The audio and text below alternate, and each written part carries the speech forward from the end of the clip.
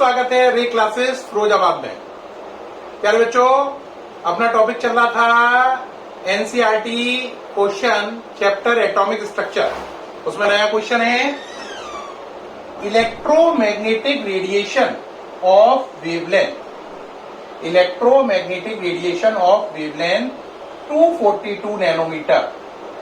Underline कर लें, wavelength 242 nanometre is just sufficient to ionize sodium atom. Calculate ionization energy of sodium in kilojoule per mole. In kilojoule per mole.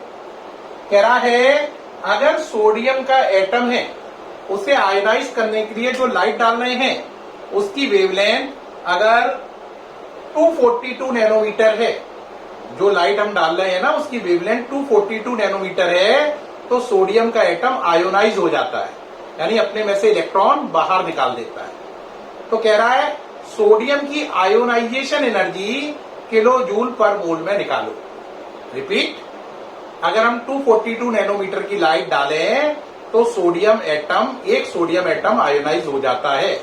तो कह रहा है ionisation energy kilo joule पर मोल में निकालो। प्यारे बच्चों, आयोनाइजेशन एनर्जी का मतलब होता है वो एनर्जी जिसे देने पर 6.022 10 की पावर 23 एटम सोडियम के आयोनाइज हो जाए। रिपीट, वो एनर्जी जिसे देने पर 6.022 10 की पावर 23 सोडियम एटम आयोनाइज हो जाए, उस एनर्जी को बोलते हैं आयोनाइजेशन एनर्जी। तो हम क्या करेंगे, देखो आयोनाइजेशन एनर्जी का मतलब कितने, 6.022 10 की पावर 23। इतने आपको सोडियम एटम को क्या करना है, आयोनाइज, इतने सोडियम एटम को। और एक सोडियम एटम को आयोनाइज करने के लिए एनर्जी क्या है, Hc बाई लैम्डा। तो एक सोडियम एटम के लिए एनर्जी Hc बाई लैम्डा, और इसमें मोल का मल्टीप्लाई हो गया। अब ये बन गई आयोनाइजेशन एनर्जी। ये है सोडियम एटम इतने सारे और एक को आयोनाइज करने के लिए इतनी एनर्जी चाहिए, तो टोटल एनर्जी निकल आएगी। यही आयोनाइजेशन एनर्जी है। रिपीट, आयोनाइजेशन एनर्जी क्या है, आयोनाइजेशन एनर्जी का मतलब एक सोडियम को आयोनाइज करने की energy Hc by lambda into कितने सोडियम होने चाहिए आयोनाइजेशन एनर्जी में, इतने, इन दोनों का प्रोडक्ट है। आप निकालिए भाई, H का मतलब 6.626 10 की पावर -34, C की जगह 3 इंटू 10 की पावर 8, लैम्डा कितना है 242, नैनोमीटर का मतलब 10 की पावर -9। अब ये बन गया मीटर। नैनोमीटर के मीटर बनाने के लिए 10 की पावर -9 का मल्टीप्लाई करते हैं। और यहां पे कितना लिखा है, अब सॉल्व कर लो बस। अब क्या है, तो पावर को देख लो बस। आयोनाइजेशन एनर्जी देखिए भाई कितना हो गया, पावर कितनी है -9 है ना, -9 ऊपर गई +9, 8 ये 9 और 8 17 और 23 ये, तो टोटल हो गया 40। 9 ऊपर गया, प्लस का 9 और 8 17 और ये 23, प्लस का 40 और माइनस का 34, तो प्लस का कितना बचा 6, प्लस का बचा 6, तो 10 की पावर 6 तो ये बचा, और ये कितना बचा 6.626 और इंटू 3 इंटू 6.022 इंटू 10 की पावर 6 अपॉन 242। क्या बात समझ में आई या नहीं आई, अपॉन 242। ये पूरी बात ओके है, कोई दिक्कत तो नहीं। अब यहां से इसको सॉल्व कर लो बेटा, कितना आएगा।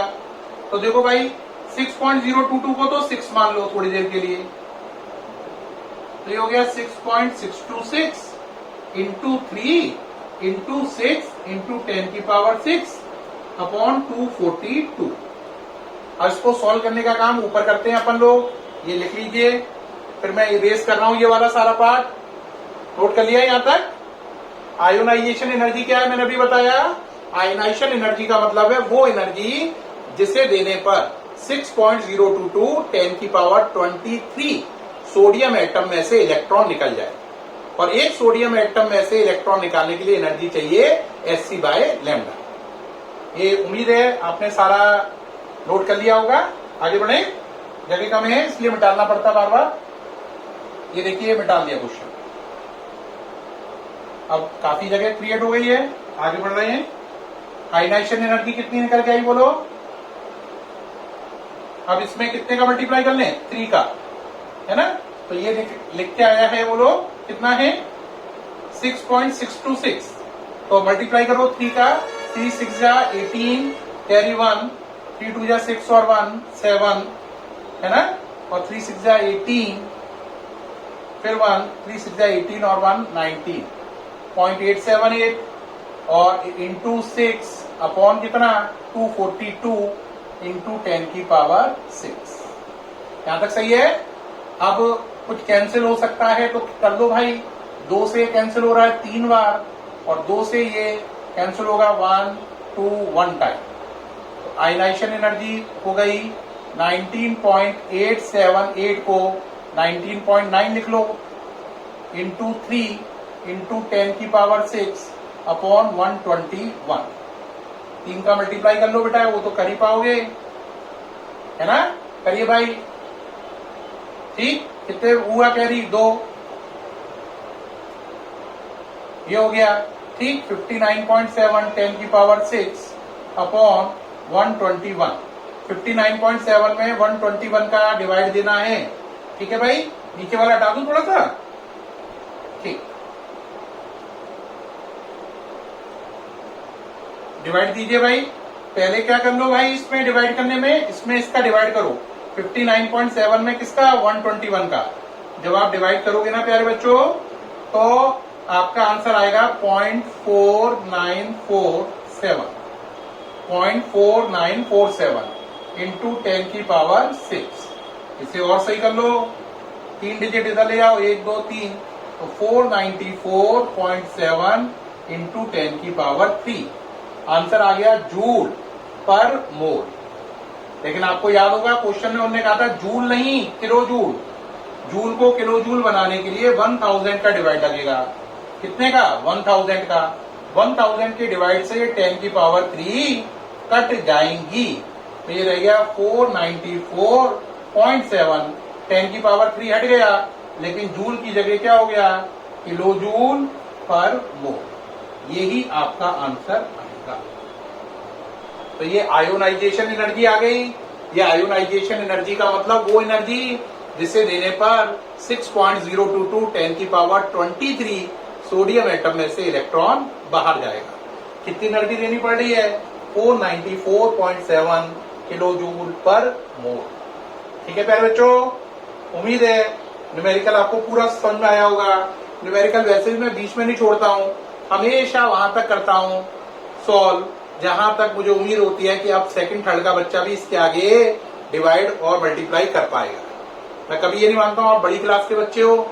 पढ़ाते समय मैं हमेशा मानता हूं कि बच्चा बहुत छोटा है, उसे कुछ नहीं आता है, उसे ए से जेड तक पूरा सिखाना है। अगर मैं ये मान लूंगा आपको बहुत कुछ आता है, तो फिर मुझे आपको सिखाने में दिक्कत होगी।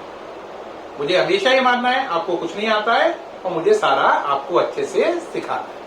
ठीक है बच्चों, और आपको भी प्राउड नहीं करना चाहिए कि हमें तो बहुत कुछ आता है सर, इतना छोटा छोटा डिवाइड लेके दिखाते हैं, ये तो मैं भी ले लूंगा। बेटा मेरा ये टारगेट नहीं है आपको हर्ट करना। मेरा टारगेट है हर छोटी छोटी बात बताना जिससे बच्चे को समझने में आसानी है। ठीक है, फिर मुलाकात होगी नई न्यूमेरिकल के साथ नेक्स्ट वीडियो में। ओके, ये देख पा रहे हैं पूरा।